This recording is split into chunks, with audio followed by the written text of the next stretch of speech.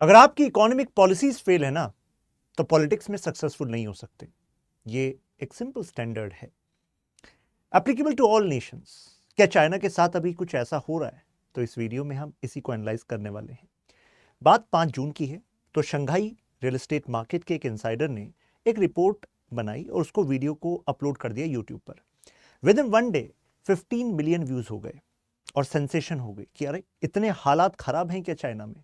इसके बाद इस वीडियो को डिलीट करा दिया गया, लेकिन तब तक कई लोगों ने इसके स्क्रीन रिकॉर्ड करा था, तो ट्विटर पर यह काफी वायरल हुई। इससे दोबारा पता लगने लगा कि चाइना कितनी सारी चीजों को बाहर नहीं आने दे रहा, लेकिन अंदर हर चीज ठीक नहीं है। तो इसी को एनालाइज करते हैं। तो इस वीडियो में क्या था? इस वीडियो में स्पेसिफिकली फोकस किया गया था शंघाई की जो हाउसिंग मार्केट है। तो ये दिखा रहे थे कि ये जो आसपास आप देख रहे हैं, यहां पर ये पूरी मार्केट फुल रहती थी। यहां पर हाउसेस, फ्लैट सब कुछ फुल रहते थे और ज्यादातर यहां पर फॉरेनर्स होते थे। कितनी सारी जो फॉर्च्यून 500 कंपनीज हैं, उनके टॉप एग्जीक्यूटिव्स चाइना में यहीं पर रहते थे।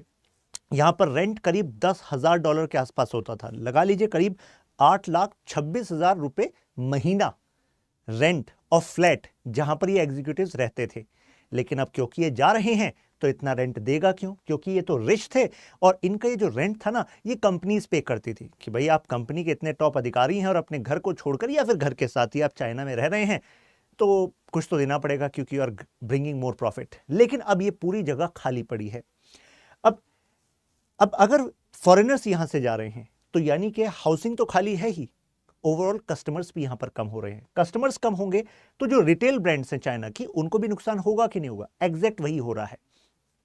Even Chinese companies are making losses. जैसे कि शंघाई में कंपनी है जियोबाय, जैसे कि हमारे यहाँ होता है ना बिग बाजार, रिलायंस फ्रेश, तो डिपार्टमेंटल स्टोर वाली कंपनी है। तो उसके स्टोर केवल शंघाई में नहीं, अलग अलग कितने सारे टॉप सिटीज में हैं। तो यानी कि शंघाई केवल इंडिकेटर है। हालात शेंजन, फूजियान प्रोविंस, बीजिंग, कितनी जगह पर ऐसे ही हैं। तभी इन कंपनीज के लॉसेस देखिए, ईयर ऑन ईयर 48.95% डिप आया है प्रॉफिट्स में। यहां पर 76.30, ये अनदर कंपनी है। 1.94 मिलियन कंपनीज डी रजिस्टर हो गई हैं एक साल में, यानी कि 2022 में इतनी कंपनियों ने तो कहा कि हमसे ना हो पाएगा, खत्म। चलिए आगे बढ़ते हैं। कहानी से शुरू करते हैं डोंगवांग की।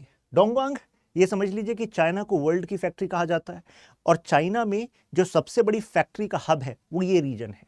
अब इसमें ये कंपनी है डोंगवांग गोगो गारमेंट। तो आपने नाम नहीं सुना होगा, लेकिन कितनी सारी जो वर्ल्ड की फेमस लॉन्जरी बनाने वाली कंपनीज हैं, वो अपने कॉन्ट्रैक्ट इन्हीं को देती हैं। तो ब्रांड आप कोई भी यूज करिए, लेकिन कितने सारा जो मैन्युफैक्चरिंग वो यहीं पर होता था। लेकिन इस कंपनी, ये जो मेजर कंपनी है, इस मैन्युफैक्चरर ने अपने आप को बंद कर दिया है। तो ये केवल इंडिकेशन है। इसके अलावा और भी है, जैसे कोपो इलेक्ट्रॉनिक्स, ये फॉर्च्यून 500 कंपनीज थी, 6,000 लोग इसमें वर्कर्स थे। इसमें भी वैसा ही था, यानी कि आप जो टॉप ब्रांड्स इलेक्ट्रॉनिक्स की देखते हैं, तो वो सब कॉन्ट्रैक्ट करते थे कोपो को। कोपो की अपनी ब्रांड भी चलती थी, लेकिन इसने भी अपने आप को बंद कर दिया है। तो इसमें एक रीजन बताया गया है, जो क्योंकि इंटरनेशनल एंगेजमेंट अगर ये कर रहा है और यूएस चाइना ट्रेड वॉर चल रहा था और यूएस और चाइना के बीच में टेंशन, और किसी को नहीं पता चाइना कब ताइवान पर अटैक कर दे, और अटैक किया तो फिर उधर से जापान, यूएस चाइना पर काउंटर करे। तो इस डर से अब इनको भी कॉन्ट्रैक्ट मिलने कम हो गए थे। तो ऐसे में भाई पेमेंट का इशू, तो फाइनली ये भी बंद हो गई। तो यानी कि जो शटडाउन और क्लोजर है, ये केवल इस रीजन में नहीं, क्योंकि ये जो मैंने आपको एग्जांपल दिया है, तो यहां पर है डोंगवांग। इस पूरे रीजन को जो आप यहां पर देख रहे हैं, इसको हम कहते हैं ग्रेटर बे एरिया। चाइना का कहना है 2035 तक, यानी कि 2025 तक, ये जो एरिया है ना, इसमें 9 शहर हैं और 2 स्पेशल एडमिनिस्ट्रेटिव जोन है, यानी कि हांगकांग एंड मकाओ। ये मिलकर दुनिया में सिग्निफिकेंस रखेंगे, मतलब ऐसा कहना है इनका। लेकिन जो हमारा डेटा बता रहा है यहां पर कि इस एरिया में, जिसको ये कह रहे हैं कि इकोनॉमिक हब बनेगा दुनिया का, अभी भी considerable amount of companies, number of companies are working there. लेकिन अब यहां पर क्लोजर्स हो रहे हैं, शटडाउन्स हो रहे हैं, कितनी सारी कंपनीज वापस जा रही हैं, फॉरेन एग्जीक्यूटिव्स वापस जा रहे हैं। तो यानी कि all is not good here. China जो है वर्ल्ड की जो बड़ी फैक्ट्री बना, उसमें करीब 40 साल लगे। शुरुआत हुई डेंग जियाओपिंग से, जिनको कहा जाता है architect of modern China. 1970s में जैसे ही माओ के बाद डेंग जियाओपिंग ने कमान संभाली, तो इन्होंने चाइनीज इकोनॉमी को लिबरलाइज कर दिया। यानी कि कहा कि बाहर से इन्वेस्टमेंट आ सकता है, लेकिन कंट्रोल कम्युनिस्ट पार्टी का ही रहेगा। कम्युनिस्ट पार्टी ने कहा कि देखो रेगुलेशंस हम रखेंगे आसान, यानी कि लेबर नॉर्म्स बहुत इजी, एनवायरनमेंट की टेंशन ही मत लो, हमें फर्क ही नहीं पड़ता, और यंग वर्कफोर्स हमारे पास है ही। साथ में एक ऐसी अपॉर्चुनिटी थी कि आसपास के जो एरियाज थे, यानी कि साउथ एशियन इकोनॉमीज है, वहां पर भी ग्रोथ हो रही थी, यंग पॉपुलेशन हो रही थी। तो आपको पता लगा कि कोई भी देश जो बड़ी ग्रोथ स्टोरी बनता है वो केवल इस वजह से नहीं बनता कि उसके अंदर क्या चल रहा है, उसके बाहर के कई सारे जो फैक्टर्स हैं वो इसको स्ट्रॉन्ग बनाते हैं। जैसे कि इन्होंने अपने आप को चेंज किया तो इनको सपोर्ट करने यूएस भी आया, यूएस को इनकी जरूरत थी, एक तो मैन्युफैक्चरिंग की वजह से, दूसरा यूएस सपोर्ट कर रहा था। अरे ये कोल्ड वॉर का टाइम था, तो कोल्ड वॉर में एक कम्युनिस्ट देश अगर यूएस के साथ कैपिटलिस्ट इकोनॉमी मतलब ट्रांजिशन करके जुड़ रहा है तो यूएस तो उसको अपनी स्ट्रेटेजिक विन मान रहा था। तो कहने का मतलब है उधर वेस्ट का सपोर्ट चाइना को, इधर साउथ एशियन इकोनॉमीज में ग्रोथ और यहां पर कंजप्शन के लिए एक बड़ी मार्केट मिलना, तो ये सारे फैक्टर्स चाइना को स्ट्रांग बना रहे थे। चीप लेबर फोर्स थी, कंज्यूमर पॉपुलेशन स्ट्रांग हो रही थी इस एरिया में। तो चाइना को पता लग गया था कि देखो सबसे पहले तो जो चीप मैन्युफैक्चरिंग है वो करेंगे, दूसरों की जो ऑर्डर्स आएंगे उसको बनाएंगे, लेकिन फ्यूचर के बारे में भी सोच रहे हैं, और फ्यूचर इलेक्ट्रॉनिक्स का था। तो चाइना ने इलेक्ट्रॉनिक्स पर फोकस करना स्टार्ट कर दिया था। चाइना की इतनी जबरदस्त क्विक प्लानिंग थी कि उसने जो पीसीबीज हैं यानी कि चिप्स बनते हैं उस पर फोकस करा। आप सब ताइवान को तो जानते ही होंगे, लेकिन चाइना रेयर अर्थ मटेरियल और इलेक्ट्रॉनिक प्रोनेस के लिए भी जाना जाता है। शेंजन पूरा का पूरा शहर बना दिया इलेक्ट्रॉनिक्स के लिए। तो अब ये चाइना में पॉसिबल था। जैसे एग्जांपल देता हूं, चाइना ने बहुत बड़े बड़े एसईजेड बनाए, स्पेशल इकोनॉमिक जोन, यानी कि बड़ा एरिया नोटिफाई कर दिया कि आप यहां पर अपनी फैक्ट्री लगाइए, यहां पर जो भी आप इंपोर्ट करेंगे, क्योंकि भाई कई सारे कंपोनेंट तो बाहर से लेने पड़ेंगे शुरुआत में, और उसके बाद मैन्युफैक्चरिंग करके जब आप एक्सपोर्ट करेंगे तो हम ये मानेंगे कि भाई ये जो गुड्स आपने बनाए ना, जो इंपोर्ट किया और जो फाइनल गुड एक्सपोर्ट गया, हम ये मानेंगे हमारे देश में आया ही नहीं। एक तरीके से आपको इंपोर्ट और एक्सपोर्ट ड्यूटी से कंप्लीटली छूट मिल गई। तो इससे तो कितनी सारी फॉरेन कंपनीज को फायदा होने लगा। कहा कि शेंजन में हम बनाएंगे, दुनिया इलेक्ट्रॉनिक्स की तरफ जा रही है तो हमें पूरी छूट मिल रही है इंपोर्ट एक्सपोर्ट में। तो इस तरीके से इतने बड़े एरिया को एक्वायर करके और इतना बड़ा मतलब इतने कम समय में इतने बड़े स्ट्रक्चर्स बनाना चाइना वो कर सकता था, क्योंकि सीसीपी ने कहा ये पूरा एरिया एक्वायर। तो मुझे बताइए कोई धरना प्रदर्शन कर सकता है क्या? कोई धरना प्रदर्शन नहीं होगा, यहां पर ऑथोरिटेरियन रजीम है, राइट। तो इसका फायदा इनको मिला। दुनिया के सबसे बड़े एसईजेड यहां पर पाए जाते हैं, स्पेशल इकोनॉमिक जोन, राइट।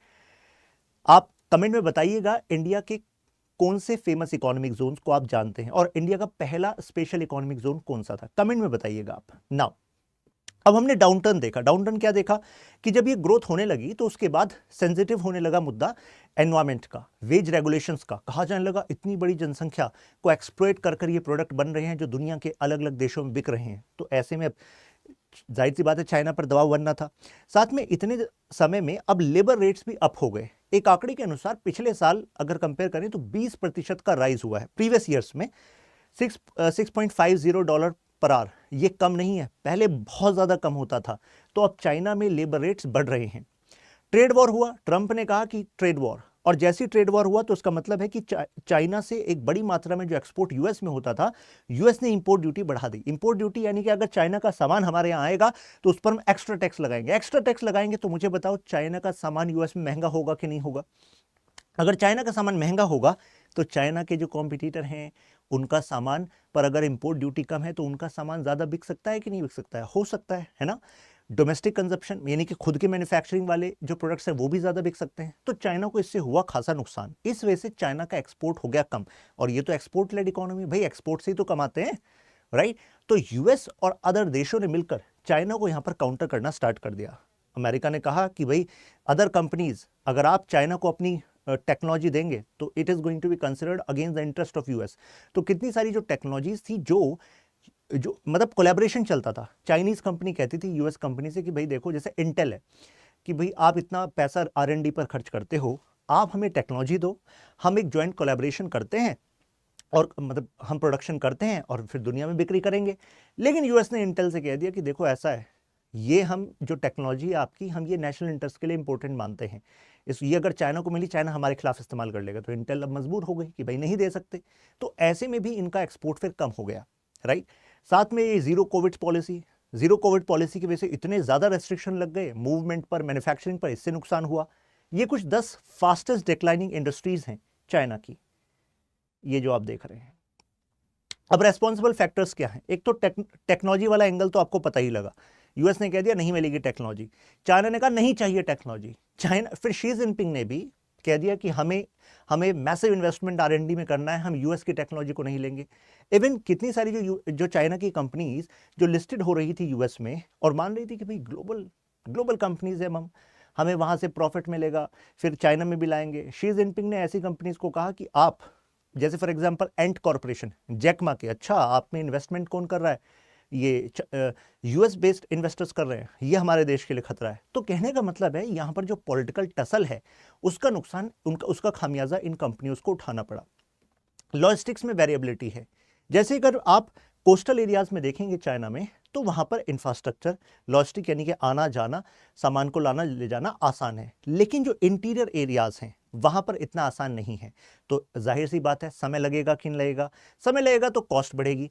एक तरफ तो शी जिनपिंग की पॉलिसी है कि नहीं हम वेस्टर्न पार्ट में भी, इंटीरियर्स में भी फैक्ट्रीज को खोलेंगे। अरे फैक्ट्रीज तो खोल दिया आपने, लेकिन एक्सपोर्ट करने के लिए पोर्ट तक लाना है और वहां पर वेरिएबिलिटी है, इंफ्रास्ट्रक्चर के इश्यूज हैं। तो जाहिर सी बात है मैन्युफैक्चरर्स को ये बात पसंद नहीं आ रही थी।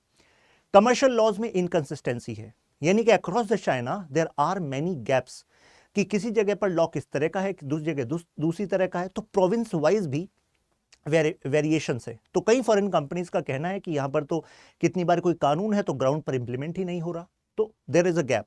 तो ऐसे में उनका कहना है कि हमें अपनी जब हम इन्वेस्टमेंट पॉलिसी बनाते हैं तो वी नीड क्लैरिटी, और वो क्लैरिटी हमें नहीं मिल पाती, और करप्शन के भी चार्जेस यहां पर लगाए जाते हैं, massive corruption. Competition with neighbour Nations, अब चाइना को टक्कर देने के लिए वियतनाम, इंडिया, थाईलैंड, इंडोनेशिया, ये सारी इकोनॉमीज भी आ गई हैं। अगर चाइना में लेबर यानी कि चीप लेबर पहले जो उनका एडवांटेज था वो नहीं रहा, तो ऐसे में वियतनाम कह रहा अरे हमारे यहाँ आइए ना, हम दे देंगे चीप लेबर। यहाँ पर जो CLV नेशंस है, ये 3 नेशंस यानी कि आपका कंबोडिया, लाओस एंड वियतनाम, ये तो टेक्सटाइल में, लेदर प्रोडक्ट्स में चाइना को रिप्लेस कर रहे हैं। कई सारी चाइना की कंपनीज यहां पर बेस हो गई हैं, लोअर लेबर कॉस्ट मिल रही है। अब ये देश कह रहे हैं कि भाई फॉरेन कंपनीज आप क्यों जा रहे थे चाइना में, लोअर लेबर कॉस्ट, हमारे यहाँ कमी नहीं है, जनता की कमी नहीं है, ईश्वर की दिया हुआ इतना है कि हर साल इतनी जनता आ जाती है, कोई दिक्कत ही नहीं है। फ्लेक्सिबल रेगुलेशन हमारी सरकार करने के लिए तैयार है, और मिडिल क्लास मार्केट हमारे यहाँ बढ़ रही है। कहने का मतलब ये है चाइना में तो जाकर आपको मैन्युफैक्चर करके दूसरे देशों में बहुत ज़्यादा एक्सपोर्ट करना पड़ता था, क्योंकि चाइना में इनइक्वालिटी बहुत ज़्यादा थी, यानी कि दूसरी तरफ इतनी गरीब जनता थी कि वो उन प्रोडक्ट्स को खरीद भी नहीं सकती थी।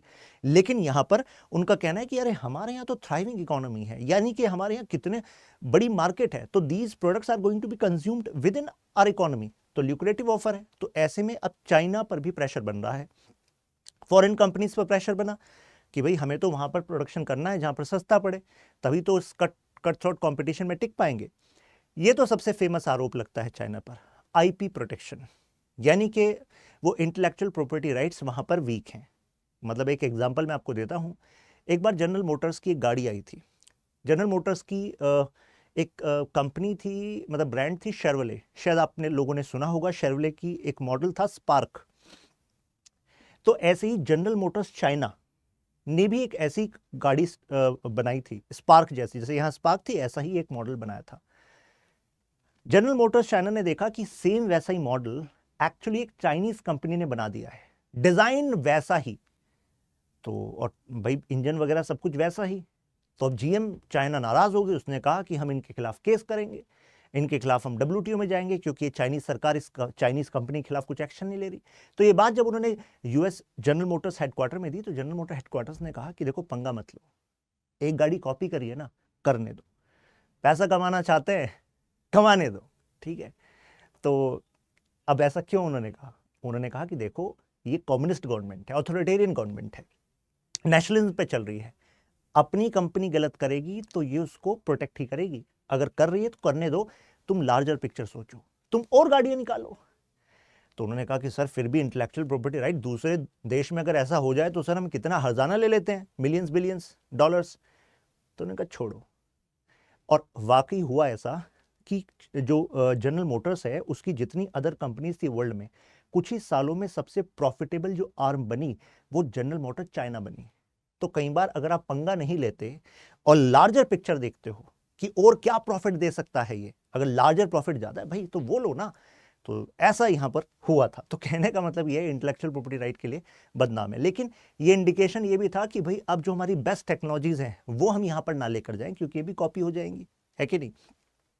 अब मैन्युफैक्चरिंग कहाँ जा रही है? मैन्युफैक्चरिंग जा रही है अदर रीजन्स में, मतलब साउथ ईस्ट एशिया तो है ही, इसके अलावा Latin America, Africa and for example Mexico, ये भी हब बनते जा रहे हैं मैन्युफैक्चरिंग के। जैसे वियतनाम में एपरल इतना फेमस हो गया है कि नाइकी, एडिडास ये अपनी फैक्ट्रीज को इस तरफ शिफ्ट कर रहे हैं।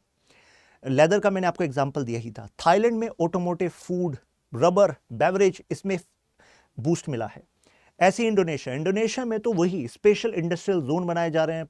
$1 बिलियन वहां की सरकार ने इन्वेस्ट किया है केवल इन इंडस्ट्रियल पार्क्स को बनाने के लिए, कि चाइना से अगर मार्केट डिक्रीज हो रही है तो जाहिर सी बात है कहीं ना कहीं तो शिफ्ट होगी ना। इंडिया में मेक इन इंडिया प्रोग्राम, तो हम भी यहाँ पर अल्टरनेटिव बनकर उभर रहे हैं। मैक्सिको, ब्राजील का मैंने आपको एग्जाम्पल दिया, ये भी अब स्पॉटलाइट में आ गए हैं। तो क्या चाइना अपनी इस प्रेजेंस को बचा पाएगा? तो ऐसा लगता है कि देखो माइक्रो इलेक्ट्रॉनिक्स में चाइना सिग्निफिकेंट इन्वेस्टमेंट कर रहा है। तो यानी कि चाइना कह रहा है कि देखो अब हम R&D में जाएंगे, हाईटेक फील्ड में जाएंगे, तो वहां पर चाइना अपनी पोजीशन को बचा सकता है अगर कम्युनिस्ट गवर्नमेंट सही नीतियां लाए। सही नीतियां जो ऐसा ना हो कि ग्लोबल कन्फ्रंटेशन की वजह से उनकी खुद की कंपनियों को और दूसरी कंपनियों को नुकसान हो। अगर ऐसा होता रहा तो फिर तो हश्र बुरा होगा। मेड इन चाइना 2025 ये फेमस पॉलिसी है इनकी। इसके थ्रू ये कह रहे हैं कि नहीं जनता, डरने की बात नहीं है, हम इकोनॉमी को रिवाइव करेंगे। एक और प्रोग्राम उन्होंने डिस्कस किया था, कॉमन प्रोस्पेरिटी प्रोग्राम। चाइना का कहना है अगर दुनिया की दरवाजे हमारे लिए बंद हो रहे हैं तो कोई दिक्कत वाली बात नहीं है, हम नए दरवाजे खोलेंगे जिनके साथ वो नेटवर्क बना रहे हैं। BRI is one example. दूसरा वो कह रहे हैं कॉमन प्रोस्पेरिटी प्रोग्राम, यानी कि हम अपनी ही जनता को मजबूत करेंगे। अगर लेबर रेट्स बढ़ रहे हैं, बढ़ने दो, क्या नहीं होगा, ज़्यादा मैन्युफैक्चरिंग नहीं आएगी, लेकिन हम अगर हाईटेक में जा रहे हैं, IP में जा रहे हैं और टेक्नोलॉजीज बनाने जो दुनिया को चाहिए होंगी फ्यूचर में, तो जाहिर सी बात है हम भी वैसे ही दुनिया पर राज कर पाएंगे। जैसे कि आज अगर मैं टॉप 3 टेक कंपनीज की बात करूं तो आप किसका नाम लेंगे, जरा कमेंट में बताइए। और किस देश की वो कंपनीज हैं? US की कंपनीज हैं।